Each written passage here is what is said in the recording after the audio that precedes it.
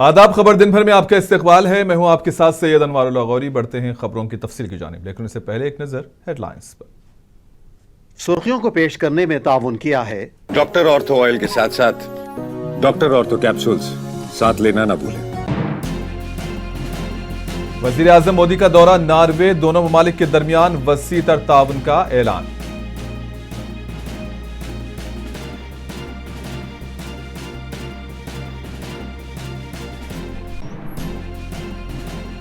वजीर आजम को नवाजा गया नॉर्वे के आला तरीन शहरी एजाज से। मोदी की आलमी सिफारतकारी, इक्तिसादी ताउन व दीगर शोबों में कोशिशों की सताइश।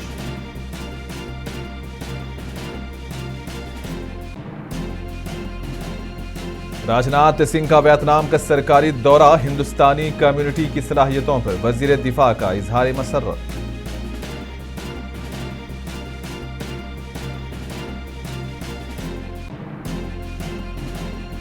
स्टॉक मार्केट्स में 3 रोज के खसारे के बाद मामूली इजाफा, डॉलर के मुकाबले में रुपये की कदर में मजीद कमी।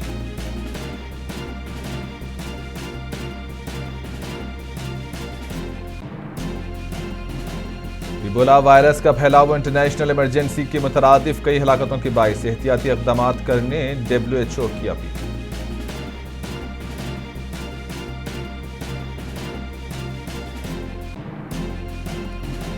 IPL में कल राजस्थान का लखनऊ सुपर जॉइंट्स से मुकाबला। रयान प्रयाग की टीम को प्लेऑफ में रसाई के लिए जीत की जरूरत।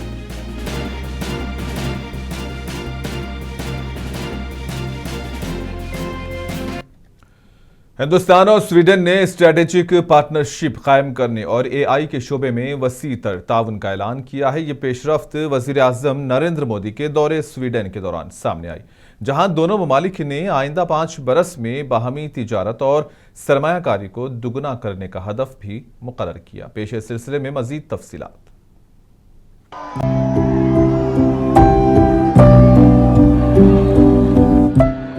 स्वीडन के शहर गोटेनबर्ग में हिंदुस्तानी वजीर आजम नरेंद्र मोदी और स्वीडन के वजीर आजम उल्फ क्रिस्टसन के दरमियान अहम मुलाकात हुई, जिसमें 2 तरफा ताल्लुकात, मईशत, सलामती और उभरती हुई टेक्नोलॉजीज पर तबादला ख्याल किया गया। स्वीडन की वली अहद शहजादी विक्टोरिया भी इस मुलाकात में शरीक हुई।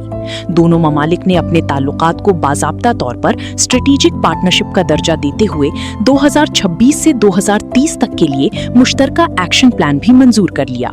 दोनों मुल्कों के दरमियान नई शराकतदारी 4 बुनियादी स्तूनों पर कायम होगी, जिनमें स्ट्रेटेजिक व सिक्योरिटी ताउन, अगली नस्ल की माशी शराकतदारी, जदीद टेक्नोलॉजी और काबिल एतमाद डिजिटल राब्ते शामिल हैं। दोनों मुल्कों के दरमियान जॉइंट इनोवेशन पार्टनरशिप 2.0 का भी आगाज किया गया, जिसके तहत मसनूई जहानत, 6G, क्वांटम कंप्यूटिंग, काबिल तजदीद तवानाई, स्मार्ट ग्रिड और अहम मादनियात के शोबों में ताउन बढ़ाया जाएगा। इसके अलावा India Sweden technology and artificial intelligence corridor के कयाम पर भी इत्तिफाक हुआ, जिसका मकसद सनतों, स्टार्टअप्स और तहकीकी इदारों के दरमियान जदीद टेक्नोलॉजी के शोबे में रवाबित मजबूत बनाना है। इस मौके पर वजीर आजम मोदी ने कहा कि दोनों ममालिक जमहूरी अक़दार की पासदारी करने वाले हैं और यही मुश्तरका कदरें दोनों के ताल्लुकात को मजबूत बनाने में अहम किरदार अदा करेंगी। गोथनबर्ग में आना मेरी यात्रा को विशेष अर्थ देता है। फ्रेंड्स, भारत और स्वीडन के संबंध लोकतांत्रिक मूल्यों, रूल ऑफ लॉ और ह्यूमन सेंट्रिक डेवलपमेंट की मजबूत नींव पर आधारित है। हम दोनों इनोवेशन को विकास का माध्यम मानते हैं, सस्टेनेबिलिटी को अपनी जिम्मेदारी समझते हैं और डेमोक्रेसी को अपनी ताकत मानते हैं। आज की बैठक में हमने इन समानताओं के आधार पर आगे बढ़ने पर चर्चा की। हर क्षेत्र में हमारे बढ़ते सहयोग को देखते हुए हमने हमारे संबंधों को स्ट्रेटेजिक पार्टनरशिप के सूत्र में बांधने का निर्णय लिया। हिंदुस्तान और स्वीडन के माबैन 2 तरफा तिजारत सन 2025 में 7.75 अरब डॉलर की सतह को छू चुकी है और अब दोनों ममालिक ने अज़्म जाहिर किया है कि आइंदा 5 बरस के दौरान तिजारत और सरमायाकारी के हुजूम को दुगना करके बाहमी माशी रवाबित को मजीद इस्तेहकाम बख्शा जाएगा। वजीर आजम मोदी को स्वीडन की जानिब से royal order of the polar star degree commander grand cross से भी नवाजा गया, जो किसी सरबराही हुकूमत को दिया जाने वाला स्वीडन का आला तरीन एजाज है। ब्यूरो रिपोर्ट, मुंसिफ टीवी। स्वीडन के दौरे के बाद वजीर आजम मोदी नॉर्वे पहुंचे, जहां उन्हें नॉर्वे आला तरीन शहरी एजाज grand cross of the royals से नवाजा गया। ये तकरीब नॉर्वे के शाही महल में मुनक्किद हुई, जहां नॉर्वे ने वजीर आजम मोदी की आलमी सिफारतकारी, इक़्तिसादी ताउन, माहौलियात, काबिल तजदीद तवानाई और पायदार तरक्की के शोबों में कोशिशों की सताइश की। यह अवार्ड नॉर्वे का एक इंतहाई मोतबर एजाज समझा जाता है, जो गैर मुल्की शख्सियात और आलमी रहनुमाओं को गैर मामूली खिदमात के इतराफ़ में दिया जाता है। इस मौके पर वज़ीर आज़म मोदी ने नॉर्वे की हुकूमत और आवाम का शुक्रिया अदा करते हुए कहा कि ये एजाज़ एक फ़र्द नहीं बल्कि 1 अरब 40 करोड़ हिंदुस्तान आवाम की इज्जत अफजाई है।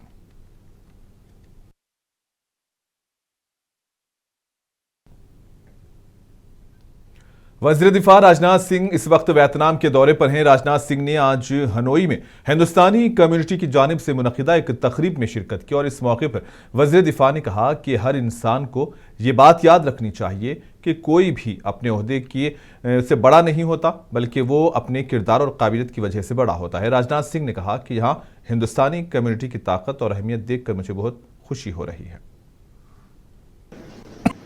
हर इंसान को इस बात को ध्यान में रखना चाहिए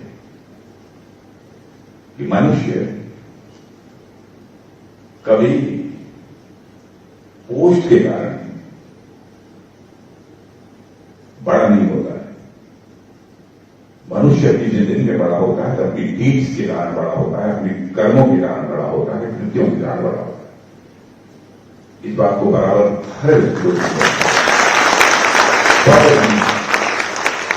फल के कारण बड़ा नहीं हो सकता, अपनी कृतियों के कारण, डीड्स के कारण ही बड़ा हो सकता है। और जिंदगी में बराबर इस बात का ध्यान राजनीतिक क्षेत्र में रहते हुए रखा है मैंने। चाहे मैं उत्तर प्रदेश का मुख्यमंत्री था, चाहे गृहमंत्री था भारत सरकार का, चाहे जहां भी रहा, बराबर इस संदर्भ में मैं कहा सोच रहा हूं। होता यह है कि कभी अहंकार व्यक्ति को पैदा होता है। अब आप ये कहेंगे इन सब सारी चीजों की चर्चा यहां करने का क्या औचित्य है? औचित्य है मनुष्य के जीवन में यह आवश्यक है। अहंकार या हाथ के ऊपर लगा हुआ जो पॉइंट है ये बहुत ही डेंजरस होता है, बहुत डेंजरस। तिजारत और सनत के वजीर पीयूष गोयल ने सनत पर जोर दिया कि वो ऐसी मसनूआत की निशानदही करें जो दरमदात पर इन्हिसार को कम करने के लिए हिंदुस्तान में तैयार की जा सकती हैं। गोयल ने घरेलू पैदावार को फरोग देने और हिंदुस्तानी मसनूआत की खरीदारी को तरजीह देने का मशवरा भी दिया। ताजिरों को मुखातिब करते हुए गोयल ने कहा कि आपको इस बात पर नज़र रखनी चाहिए कि कौन सी अशिया दरामद की जा रही हैं। आपको मौक़े भी नज़र आएंगे कि हिंदुस्तान में क्या किया जा सकता है। पीयूष गोयल ने स्टेक होल्डर्स पर जोर दिया कि वो वजारत तिजारत के तिजारती पोर्टल के जरिए दरामदी रुझानात का मुताला करें और घरेलू मैन्युफैक्चरिंग और दरामदी मुतबादले के मौक़े की निशानदही करें।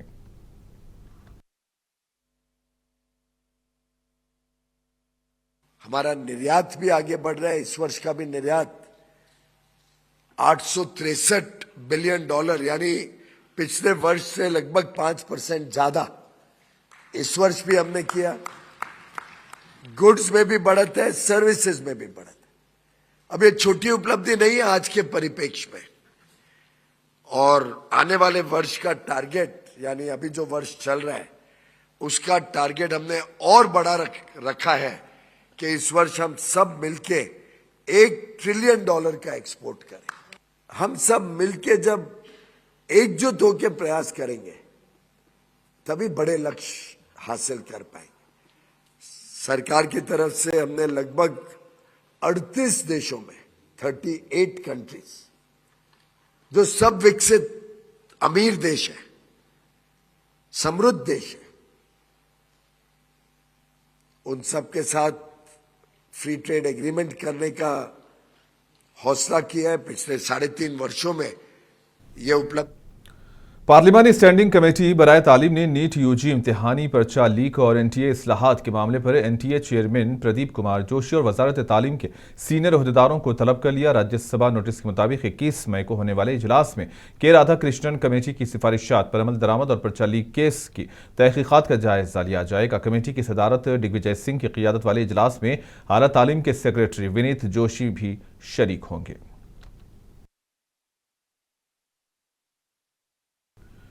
एमआईएम लीडर वारिस पठान ने उत्तर प्रदेश के चीफ मिनिस्टर योगी आदित्यनाथ के उस बयान की शदीद मजम्मत की जिसमें उन्होंने मुसलमानों को रोड पर नमाज पढ़ने से मना किया। वारिस पठान ने कहा कि योगी आदित्यनाथ ने आइन के नाम पर हलफ लिया, लेकिन वो आज जिस तरह की बातें कर रहे हैं वो आइन के खिलाफ है।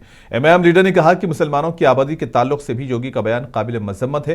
कहा कि सिर्फ 5-10 मिनट सड़क पर नमाज पढ़ने से किसी को कोई तकलीफ नहीं होनी चाहिए, क्योंकि ऐसे कई हिंदू त्यौहार हैं जो सड़कों पर मनाए जाते हैं, लेकिन इसके खिलाफ कोई भी बात नहीं करता। योगी की दादागिरी और धमकियों से नहीं चलेगा। योगी टोटल फेल हो चुके उत्तर प्रदेश के एज अ मुख्यमंत्री। शपथ लिए संविधान की और बात इस तरह की आके हर दिन इस तरह की अनाप शनाप बकवासबाजी करते हैं, मुसलमानों के प्रति, मुसलमानों के खिलाफ नफरत फैलाने वाला काम कर रहे हैं रोज आके। पहले तो उनको डेटा नहीं मालूम है। उन्होंने कहा संख्या बढ़ रही है इनकी। आपको क्या डेटा मालूम है? मुसलमानों का टोटल फर्टिलिटी चेक करो क्या है, वो उनको पता नहीं है। और उसके बाद में आप इस तरह की बात करना, पहले आप भी बुलडोजर जस्टिस की बात कर दिए, बुलडोजर पॉलिटिक्स, ठोक डालूंगा वाली पॉलिसी की आप बात कर दिए, कटमुल्ला कभी बोल देते हो। तो ये किस दिशा के अंदर आप लेके जाना चाहते हो? उत्तर प्रदेश के आप सीएम हो या क्या हो आप? इस तरह का कोई बकवासबाजी करता है। अभी आपने बोला शिफ्ट में नमाज पढ़िए, नहीं पढ़े तो फिर हम अपने हिसाब से करेंगे। क्या करेंगे आप? गोली मार देंगे, फांसी पे चढ़ा देंगे सबको क्या? देखिए, बात नंबर 1, किसी भी मुसलमान को शौक नहीं होता कि धूप में, बारिश में, गर्मी में सड़क पे खड़े होकर नमाज पढ़े, मगर क्योंकि जुम्मा की नमाज जो होती है फर्ज है, उसको जमात के साथ पढ़ना होता है, उसमें खुतबा सुनना होता है। इसलिए 5 मिनट के लिए मस्जिद में जगह ना होने की वजह से कोई इंसान, मुसलमानों ने पढ़ लिया नमाज, तो कौन सा पहाड़ टूट पड़ता है? सबके पेट में दर्द। सेंसेक्स और निफ्टी स्टॉक मार्केट में आज मामूली इजाफे के साथ बंद हुए। ये तब्दीली आईटी और मुंतखब ब्लू चिप स्टॉक्स में कद्र की खरीदारी से देखने में आई। ताहम अमेरिकी डॉलर के मुकाबले रुपए की कमजोरी और मगरबी एशिया में बढ़ती हुई कशीदगी के दरमियान खाम तेल की आलमी कीमतों में इजाफे ने उन फवायद को महदूद कर दिया है। ब्रेंट क्रूड आलमी ऑयल इंडेक्स 0.73% बढ़कर $110 फी बैरल के करीब तिजारत कर रहा है। 30 हैसेस वाला BSE सेंसेक्स 77 पॉइंट्स के मामूली इजाफे के साथ 75,315 पर बंद हुआ, जबकि 50 हिस्सेस वाला NSE निफ्टी सिर्फ 6 पॉइंट्स के इजाफे के साथ 23,650 के करीब बंद हुआ। टेक महिंद्रा, इन्फोसिस, भारतीय एयरटेल, बजाज फिनसर्न और सन फार्मा सेंसेक्स मार्केट में फायदा उठाने वालों में शामिल थे, जबकि Tata steel, power grid corporation, state bank of India, NTPC और ट्रेंट लिमिटेड खसारे में रहे। So usually when the markets are trying to find support or base, they fall quickly in the first half and then they recover in the second half. So this is a sign of volatility. Majority of these sectors have possibly ended either in red or almost from where it started. So Nifty has almost reached the Friday's level where it had closed. It is at that level. Currency and crude oil remain a cause of concern for us. And that is what is hammering Nifty. WHO ने Ebola virus के तेजी से फैलाव को international emergency सूरत हाल करार दे दिया है। अफ्रीकी ममालिक कांगो और युगांडा में इबोला वायरस की वजह से 300 से जायद मुश्तबा केसेस सामने आए हैं, जबकि 88 अफराद हलाक हो चुके हैं।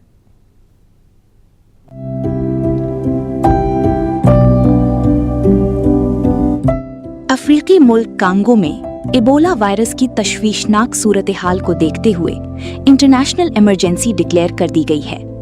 WHO ने इमरजेंसी डिक्लेयर करने के बाद वाजे किया है कि मौजूदा सूरत हाल कोविड-19 जैसी आलमी वबा नहीं है और इस वक्त किसी भी मुल्क को बैनुल अक़वामी सरहदें बंद करने की जरूरत नहीं है।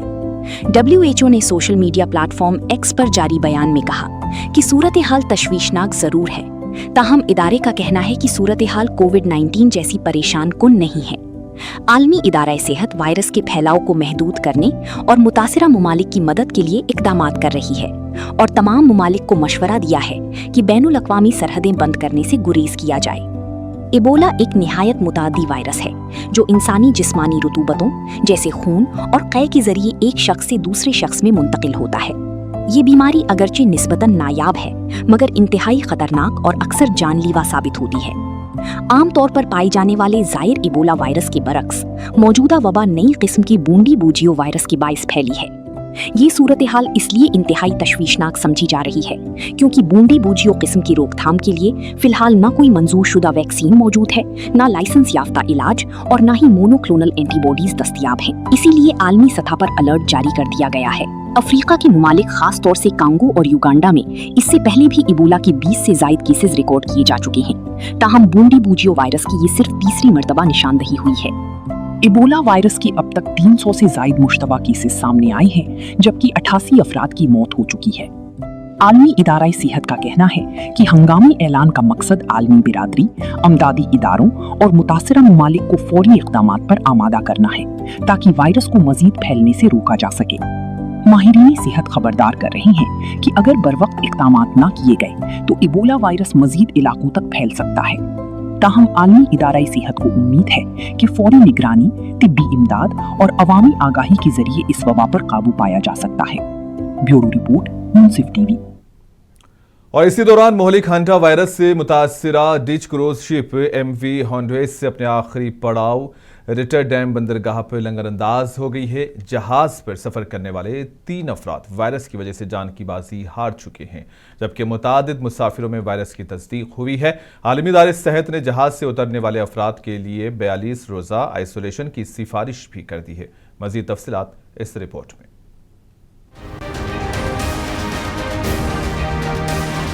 हंटा वायरस से मुतासरा luxury cruise ship MV Hondius Netherland के शहर रॉटरडैम पर जब अपने आखिरी पड़ाव पर पहुंची तो उस पर क्रूज का अमला ही मौजूद था, क्योंकि तमाम मुसाफिरों को 10 और 11 मई के दरमियान कैनरी जजायर में जहाज से उतार दिया गया था। क्रूज के अमले को अब क्वारंटाइन में रखा जाएगा, जिसके लिए 25 खुसूसी मोबाइल होम्स तैयार किए गए हैं, जहां खुराक और सैटेलाइट कम्युनिकेशन जैसी सहूलियात भी फराहम की गई हैं। रॉटरडैम की हेल्थ अथॉरिटी के मुताबिक क्रूज पर डॉक्टर्स ने जहाज के अमले के नमूने जमा किए गए थे, जिनके टेस्ट किए जा रहे हैं ताकि ये मालूम किया जा सके कि आया अमले के मजीद अफराद भी वायरस से मुतासिर हैं या नहीं। हुक्काम के मुताबिक जहाज पर सफर करने वाले 3 अफराद, जिनमें एक डच जोड़ा और एक जर्मन खातून शामिल हैं, हलाक हो चुके हैं। इनमें से 2 अफराद में हंटा वायरस की बाकायदा तस्दीक भी हुई। कनाडा में एक और केस दर्ज हुआ, जिसके बाद वायरस से मुतासिरा मुसाफिरों की तादाद 11 हो गई है। माहिरीन के मुताबिक हंटा वायरस उमूमन चूहों से इंसानों में मुंतकिल होता है। ज्यादातर अक़साम एक इंसान से दूसरे इंसान में मुंतकिल नहीं होती। ताहम एंडीज वायरस नामी नायाब किस्म में इंसानी मुंतकली के महदूद केसेस सामने आ चुके हैं और मौजूदा वबा को भी इसी नौयत की बताया जा रहा है। WHO ने MV हॉन्डुएस से उतरने वाले तमाम अफराद को एहतियाती तौर पर 42 दिन तक आइसोलेशन में रहने की हिदायत दी है। ब्यूरो रिपोर्ट, मुंसिफ टीवी। हंगरी के नए वजीर आजम पीटर माजर ने वजीर आजम हाउस के गिर्द लगाई गई रुकावटें हटाते हुए अवाम और मीडिया के लिए इख्तिदार के दरवाजे खोल दिए। और इस इक़दाम के बाद वजीर आजम ने कहा कि सरकारी इमारतें अवाम की मिल्कियत हैं, न कि हुक्मरानों की जागीर।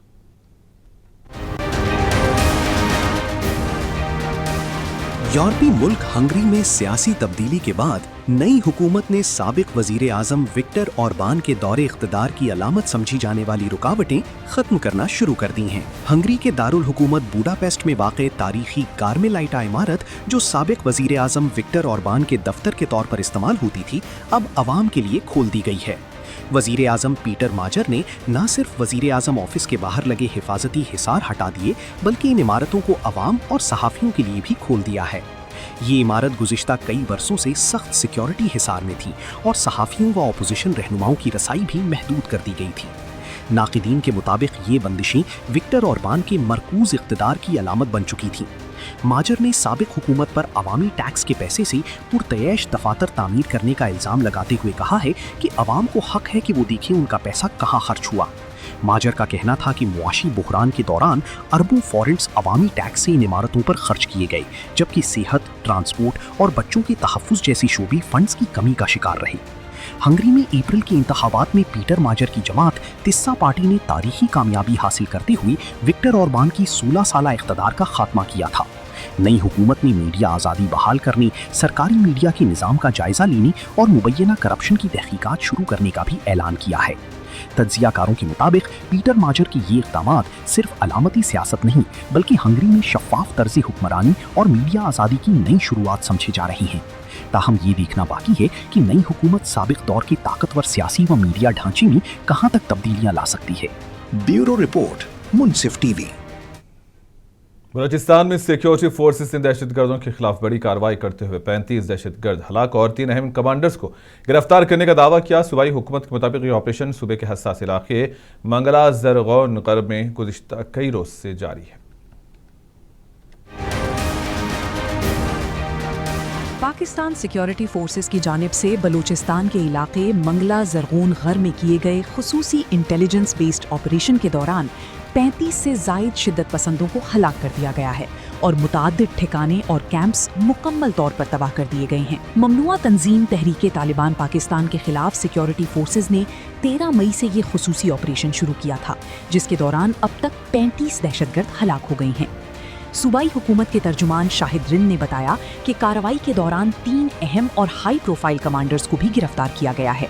उनका कहना था कि ये ऑपरेशन पहले से गिरफ्तार दहशतगर्दों से हासिल होने वाली खुफिया मालूमात की बुनियाद पर शुरू किया गया।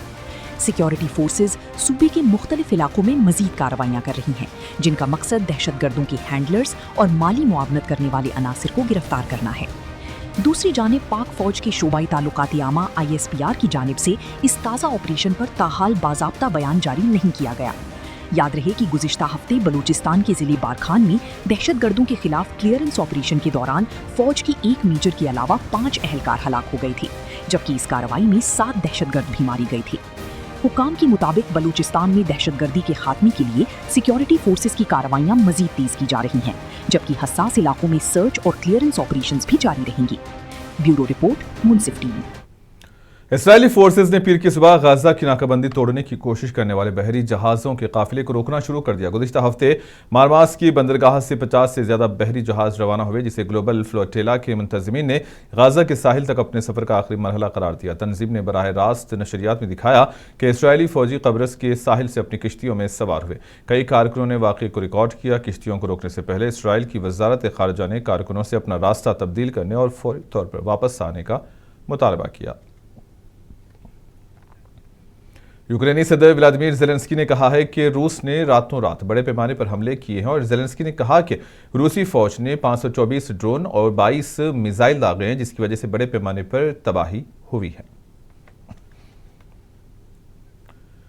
चीन अमेरिकी सदर डोनाल्ड ट्रंप के हालिया दौरे बीजिंग के बाद ताइवान की आज़ादी के बारे में ट्रंप के मौक़िफ़ में नरमी से खुश दिखाई देता है। ट्रंप ने चीन के अपने सरकारी दौरे के अख्ताम के बाद ताइवान के मामले पर एक मुबहम मौक़िफ़ इख्तियार किया था। इन्होंने फॉक्स न्यूज़ से बात करते हुए कहा कि अमेरिका नहीं चाहता कि कोई ये कहे कि आइए अमेरिकी हिमायत से खुद मुख्तार बने। अमेरिकी रहनुमा ताइवान के लिए $11 बिलियन के हथियारों के पैकेज की मंजूरी के बारे में भी गैर यकीनी दिखाई दे रहे थे। चीनी वजारत ख़ारजा के तर्जुमान ने आज कहा कि बीजिंग ने ताइवान के बारे में सदर ट्रंप के हालिया तबसरों का नोटिस लिया। एक प्रेस कॉन्फ्रेंस में ट्रंप के तबसरों का जवाब देते हुए उन्होंने कहा कि ताइवान चीन की सरजमीन का एक अटूट हिस्सा है। ये कभी एक मुल्क नहीं रहा और ना कभी होगा। IPL के 64वें मैच में कल राजस्थान रॉयल्स का मुकाबला लखनऊ सुपर जायंट्स से होगा और प्लेऑफ में रसाई के उम्मीदवार को बरकरार रखने के लिए राजस्थान को इस मुकाबले में जीत की सख्त जरूरत है। हाई स्कोरिंग सवाई मान सिंह स्टेडियम में रॉयल्स ने इस सीजन में अभी तक कोई गेम नहीं जीता है और ऐसे में कल होने वाला मुकाबला टीम के लिए करो या फिर मरो जैसा है। कल होने वाले मुकाबले के बाद राजस्थान का आइंदा मुकाबला दिल्ली कैपिटल से होगा। राजस्थान के बेहतर मुजाहरे का ज्यादातर दारोमदार सलामी बल्लेबाज यशस्वी जायसवाल और वैभव सूर्यवंशी पर रहेगा, लेकिन उन्हें बॉलिंग के शोबे पर भी तवज्जो देनी होगी। इधर दूसरी जानिब लखनऊ सुपर जायंट्स अपने मसाइल से निपटते हुए एक और जीत के मकसद से मैदान में उतरेगी। रिजर्व बैंक ने पीर को कमर्शियल बैंकों के लिए सरमायाकारी के उतार चढ़ाव के रिजर्व IFR को बरकरार रखने की ज़रूरत को ख़त्म कर दिया, जो सरमायाकारी की कद्र में गिरावट से बचने के लिए एक इजाफी बफर है। RBI ने कहा कि मार्केट के खतरे और तिजारती बैंकों के लिए सरमायाकारी को कंट्रोल करने वाले प्रूडेंशियल फ्रेमवर्क में होने वाली पेशरफ्त के पेश नज़र मौजूदा हिदायत में तरमीम करने की ज़रूरत है। एक सर्कुलर में कहा गया है कि 18 मई 2026 से IFR की ज़रूरत को बंद कर दिया गया।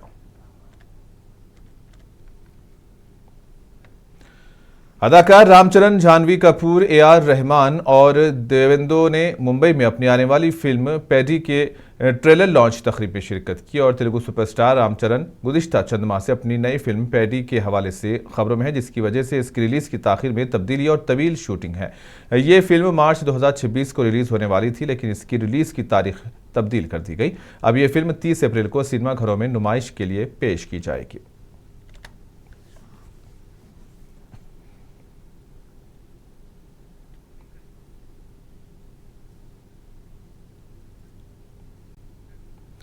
और इसी के साथ ही खबरों का सिलसिला यहीं पर अख्ताम पजीर होता है। दीजिए इजाजत, आदाब।